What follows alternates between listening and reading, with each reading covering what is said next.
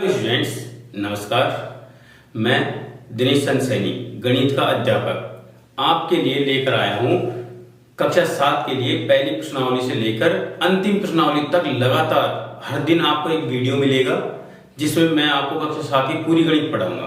पहले सवाल से लेकर लास्ट सवाल तक आपको अच्छी तरीके से समझाऊंगा, इसलिए आप चैनल को सब्सक्राइब जरूर कर लें, वीडियो को लाइक करें, अपने दोस्तों के साथ शेयर करें। चलिए शुरू करते हैं।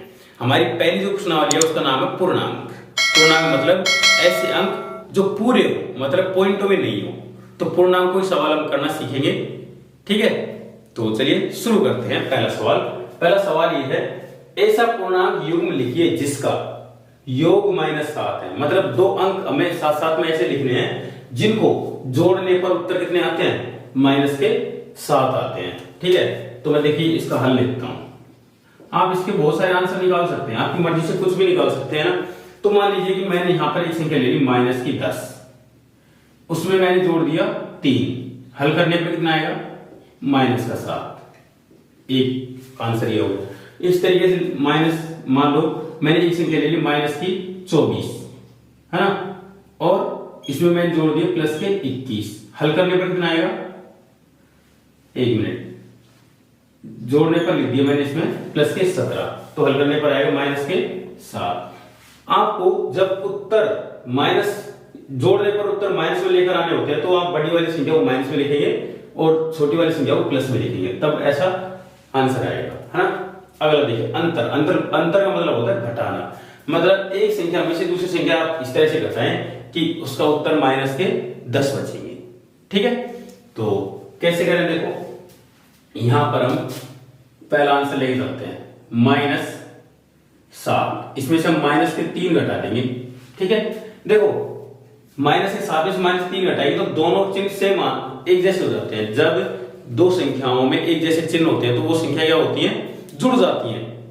तो यहां पर ये संख्याएं दोनों जुड़ जाएंगी, लेकिन रहेंगी दोनों माइनस की। तो माइनस कितने हो गए, 10। एक और करके देखते हैं। जैसे माइनस के मैं लिख दी इसमें 9, ठीक है, और माइनस का 1 लिख दिया तो कितने हो गए, -10।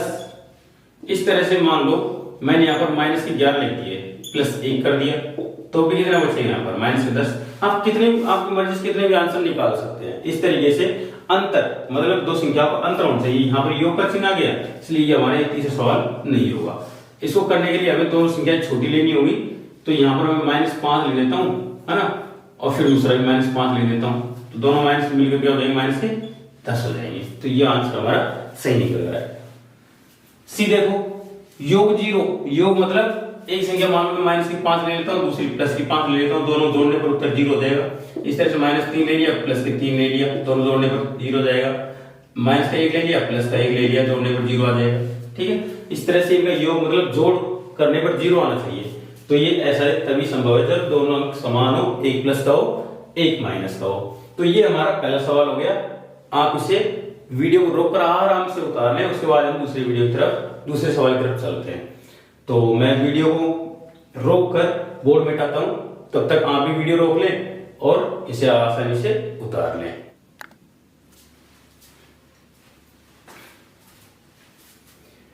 देखिए दूसरा सवाल, एक ऐसा ऋणात्मक पूर्णांक युग्म लिखिए जिसका अंतर 8 है। मतलब इस सवाल को हल करने के लिए हमें दो ऐसी संख्याएं चाहिए जो माइनस की हो, मतलब ऋणात्मक हो, है ना, और दोनों का अंतर मतलब बड़ी संख्या में से एक संख्या में दूसरी संख्या घटाने पर उत्तर हमारे पास में 8 आते हो, ठीक है। तो इसके लिए हमें एक संख्या लेनी है। जैसे एग्जांपल के तौर पर यहां पर हम ले लेते हैं -15, इसमें से घटा देते हैं -23 घटा देते हैं। तो हल करने पर क्या होगा, देखो -15 तो अपनी जगह पर रहेगा, एक माइनस को माइनस से गुणा करेंगे, 2 माइनस आने पर संख्या प्लस की हो जाती है। तो ये कितने हो गए, +23 हो गए। तो 23 - 15 कितने बचेंगे, 8 बचेंगे, ठीक है। देखो दोनों संख्या माइनस की, ये भी संख्या माइनस की, ये भी संख्या माइनस की। अंतर के लिए हमने बीच में माइनस का चिन्ह लगा दिया। जब हम इनको आगे हल किया तो उत्तर हमारे पास में आ गए +8, ठीक है। इसी तरीके से आप इसका एक एग्जांपल और ले सकते हैं। मान लीजिए कि हमने एक संख्या ले ली -1, दूसरी संख्या ले ली हमने -9। आगे हल करेंगे तो -1 माइनस माइनस प्लस के 9, तो प्लस के 9 -1, 9 में से 1 जाएगा तो 8 बचेंगे। ये एक और आंसर होगा। इस तरह से दोनों सेम ही है, संख्या अलग है। ठीक है, अगला देखो बी वाला, एक ऋणात्मक पूर्णांक और एक धनात्मक पूर्णांक लिखिए जिनका योग -5 हो। ठीक है, तो इसमें भी हम दो एग्जांपल लेकर देखेंगे। मान लो एक ऋणात्मक पूर्णांक है हमारे पास में 10 और दूसरा लेंगे हम 5, ये प्लस का है, और दोनों का योग मतलब बीच में जोड़ का चिन्ह लगाएंगे। अब दोनों जोड़ेंगे तो उत्तर कितने आने चाहिए? -5 आ रहे हैं। देखो -10 + 5 तो -5 बचेंगे अपने आप। एक एग्जाम्पल और ले लो, यहां पर हम -15 ले लेते हैं, प्लस के 10 ले लेते हैं, दोनों हल करने पर -5 बचेंगे। सी देखिए, एक ऋणात्मक पूर्णांक और एक धनात्मक पूर्णांक जिनका अंतर -3 है। देखिए एक ऋणात्मक पूर्णांक ले लिया हमने -1, ठीक है, एक धनात्मक पूर्णांक ले लिया हमने 2। इन दोनों का अंतर मतलब माइनस चिन्ह, बीच में माइनस चिन्ह लगाएंगे। ठीक है, तो इनका अंतर कितना होना चाहिए? -3 होना चाहिए। दोनों हल करेंगे कितना आएगा? -3। ठीक है, तो ये आंसर हो गया हमारे दूसरे सवाल के। तीनों भाग हमने हल कर लिए। अब तीसरे सवाल की तरफ चलते हैं।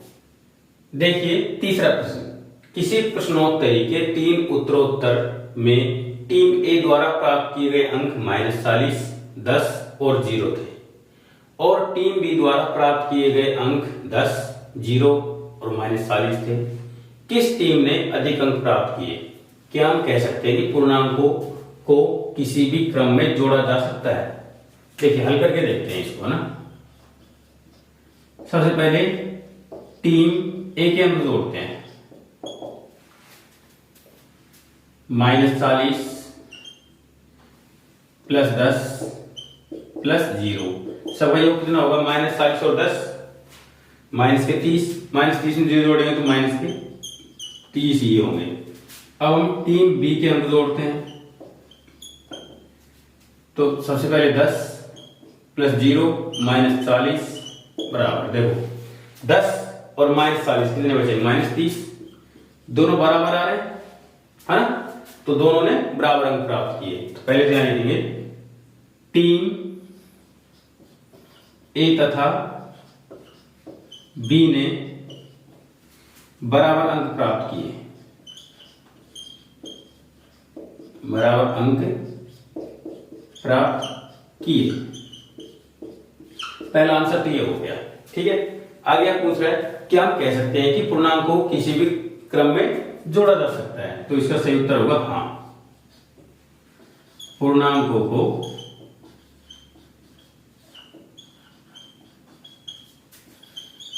किसी भी क्रम में जोड़ा जा सकता है।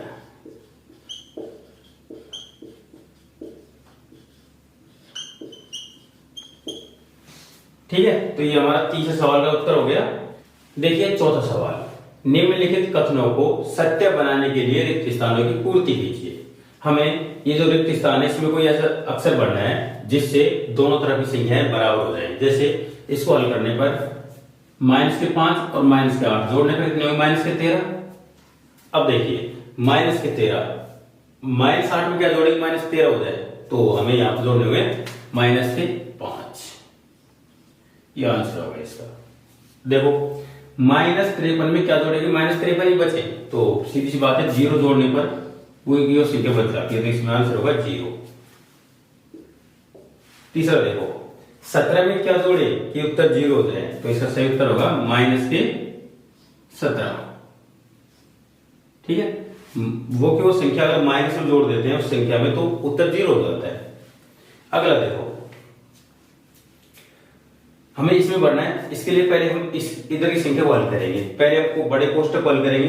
देखो -12 + -7 दोनों माइनस संख्याओं को जोड़ने पर माइनस के उत्तर आएंगे, तो -19 हो जाएंगे, है ना। +13 -19, तो माइनस संख्या बचेगी, -6 बचेंगे। ध्यान दें, -6 बचेंगे। इधर को देखो, पहले इसको हल करेंगे। 13 -12, तो यहाँ 1 बचेगा प्लस का, तो यहां पर हम क्या लिखें कि उत्तर -6 हो जाए, तो यहाँ पर हमें लिखना है माइनस के 7, ताकि उत्तर माइनस के 6 ही बचेंगे। ठीक है, तो ये हमारा चौथा हो गया। पांचवी तरफ देखो, पहले इधर हल कर लेते हैं क्योंकि खाली स्थान उधर है, तो पहले इधर हल कर लेंगे। सबसे पहले बड़ा कोष्ठक हल करेंगे। 15 माइनस 3 12 बचेंगे प्लस के, है ना। 12 माइनस 4 कितने बचेंगे प्लस के 8 बचेंगे। अब देखो इधर को, इधर हल करने पर 8 बच रहा है, इसको हम हल करते हैं पहले कोष्ठक को। तो 15 माइनस 4 11 बचेंगे, है ना। हमें उत्तर 8 आने चाहिए, है ना, और हमारे पास अब 11 बच रहे हैं। तो यहां पर क्या लिखेंगे माइनस के 3, तभी तो 8 बचेंगे। ठीक है, तो ये हमारा आंसर हो गया। तो ये हमारे खाली स्थान हो गए। बहुत आसान है। कोई सवाल समझ में नहीं आया हो तो मुझे कमेंट करके जरूर बताएं, मैं दोबारा समझा दूंगा। ठीक है, वीडियो को लाइक जरूर करें, अपने दोस्तों के साथ शेयर करें और चैनल को सब्सक्राइब जरूर कर लें। मिलेंगे अगली प्रश्नावली 1.2 के साथ में अगले वीडियो में। धन्यवाद।